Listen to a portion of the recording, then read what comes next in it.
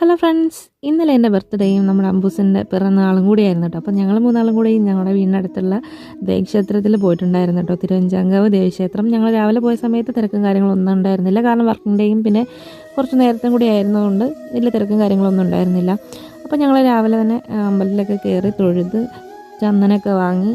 അപ്പോൾ അമ്പലത്തിലൊക്കെ വരുന്ന സമയത്തെന്ന് പറയുമ്പോൾ അവിടുത്തെ ഒരു അന്തരീക്ഷവും ഒരു പ്ലസൻറ്റ് മൈൻഡ് നമുക്ക് കിട്ടും കേട്ടോ. അപ്പോൾ നമ്മൾ ചന്ദനമൊക്കെ വാങ്ങി ദേവിയും അയ്യപ്പനെയൊക്കെ തൊഴുതിട്ട് നമ്മൾ പുറത്തേക്ക് ഇറങ്ങിയ സമയത്ത് അവിടെ സ്റ്റേജിൽ ഇരിക്കുന്ന 2 അതിഥികൾ, വേറെ ആരുമല്ല, 2 പട്ടിക്കുട്ടന്മാർ കേട്ടോ. അവിടെ സ്റ്റേജിൻ്റെ പണികളൊക്കെ നടക്കുന്നുണ്ടായിരിക്കാം. അവിടെ മണ്ണൊക്കെ ഉണ്ടായിരുന്നു. അപ്പോൾ അതിൽ വന്നിങ്ങനെ കിടക്കുകയാണ് 2 പേരെ.